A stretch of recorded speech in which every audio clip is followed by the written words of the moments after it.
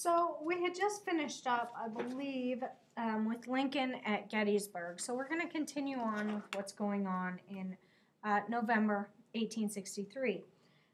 Now, General Grant and General Sherman, these both should be on your list, win at Chattanooga, Tennessee. And this is really a big victory for General Grant. He's the commanding officer of Sherman. He's got more stars than Sherman does. And Grant had a really difficult time getting to where he was at this point. Grant, just to give you a little background on him, there is his picture during the Civil War. He looks rather powerful, but in reality, he was small and very unimpressive. If I remember correct, Grant was only like 5'5", roughly my size, so not a big dominating guy. Remember, Lincoln is like 6'2", so a huge difference between the two men. In 1854, Grant had been in the military, but he was forced to resign because of alcohol problems. It was determined that he was detrimental to the military because of his drinking. Once the Civil War started, he quickly rejoined and is said to have stopped drinking at that point. Grant's victories really impressed Lincoln, and Lincoln had been watching what was going on in the West throughout the entire Civil War. And after Chattanooga, as I said, this was a major change. Lincoln names Grant the commander of all Union armies. He's in charge of the whole thing. The western side, the eastern side, he's going to be in charge of figuring out a way to beat Lee. All of that is occurring. So Grant devises a plan, and he wants to attack all at once. Now, the Army of the Potomac will crush Lee in Virginia. Grant then sent Sherman to advance into Atlanta and crush the Deep South. If it all worked, they would destroy the Confederacy, and it shouldn't take too long. I mean, that was the thought. So through the winter, we're preparing, we're small battles here and there, but the real battles begin again in May and June 1864. 115,000 Yankees smashed into Lee in a series of battles near Richmond. Now, these battles were extremely vicious. In fact, the North lost over 60,000 men. So if you figure that roughly, it's like half. It's over half of the Northern troops. Now, Grant, in his plan, wanted to cut Richmond off from the rest of the South. And so he swung south of Richmond down into Petersburg and did some work in there. Now, if you remember way back at the beginning, we had talked about General McClellan, and Lincoln had wanted McClellan to attack Richmond. And McClellan had waited and blah, blah, blah, gave excuses. Well, this directly impacts Grant, because Richmond, once McClellan was there, Southerners built a defense around Richmond. And it took Grant's troops over 9 months to capture one city.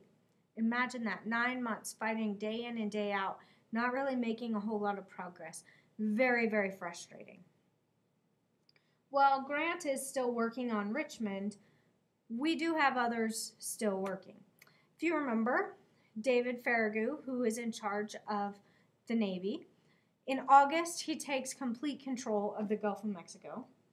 In September, Sherman holds up his part. He captures Atlanta. And in October, General Sheridan, Wyoming, named after General Sheridan, his forces completed a campaign that pushed them out of the Shenandoah Valley in Virginia, giving a lot more room for separation between Northerners and Southerners, and allowing Grant to not have to worry so much about being attacked from behind while he's dealing with Richmond. Now, Sherman Sherman had completely destroyed Atlanta. Completely destroyed. And he, at that point, convinces Grant to let him try something else. He called it his march to the sea. In this path, this march, him and his Yankees stopped using their supply lines. They simply lived off the land. They took whatever food they needed. They tore up the railroad. Anything that could be useful to the South was completely destroyed. Now, this path of destruction was roughly 50 miles wide. I always like to show this picture of Sherman because to me, he does look a little crazy. Maybe it's just the hair sticking up in the back. I don't know. But he doesn't look like the soft, cuddly type. So he pushes this he really convinces Grant that this will end the war.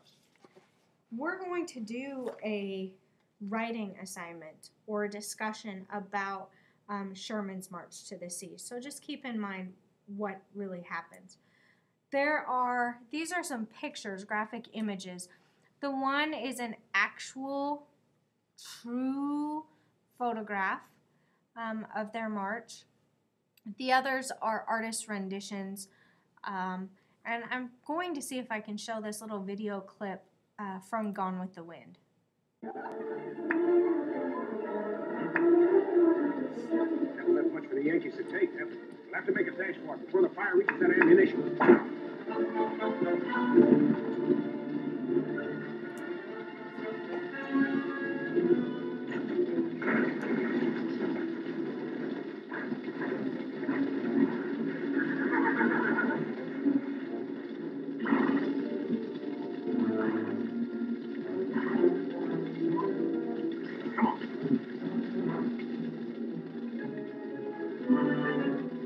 Show me your shawl. Sorry. You'll like it better if you don't see anything.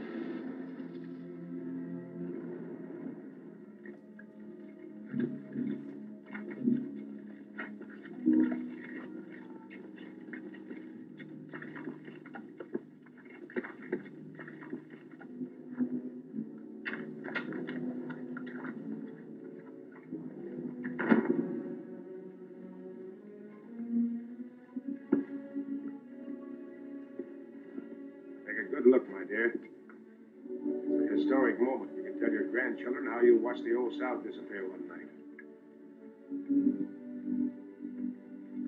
Oh.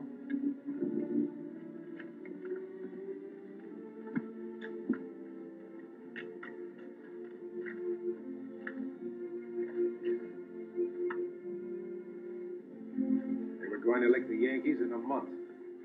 Poor gallant fools.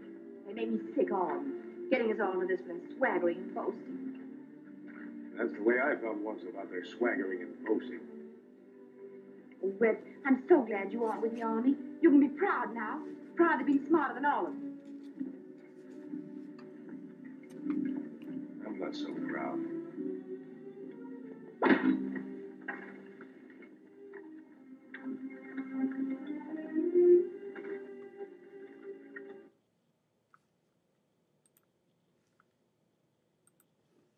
So you can see it was rather dramatic. Gone with the Wind is very well done, pretty historically accurate in that. Sherman destroyed anything and everything, as you could see. So while on his march, Sherman continues to capture different locations, and he marched all the way to Savannah, Georgia, and then he proceeded to turn back north. And his goal was to meet Grant's forces in Virginia. In the meantime, Grant is still fighting, and finally on April 2nd, 1865, Petersburg and Richmond both fall to Union soldiers. Now, Lee had moved his army west, trying to stop Sherman, but it really is not effective. The Union blocked his retreat, and on April 9th, 1865, Lee is forced to surrender to Grant at Appomattox Courthouse. Sorry, that is so difficult to read. The terms, Grant did not believe in punishing American brothers. And he basically said to the rebel army, put down your weapons and go home. He also ordered them 3 days worth of food because these Confederate soldiers were starving to death. And so he gave them 3 days worth of food to get them home. Now, several days later, the rebels in North Carolina surrendered to Sherman. And really, the war is not officially over until the president, Jefferson Davis, was captured on May 10th. That is the ending, so to speak. The surrender was signed in the first floor in this house. This is an image of General Lee signing the surrender papers. And again, it was a very emotional time. Lee was very upset that he was not able to defend his Virginia, but he did not support slavery. So it was kind of he was split throughout the entire war. Now, total results of the war, and I hope you've noticed the background image throughout this slideshow.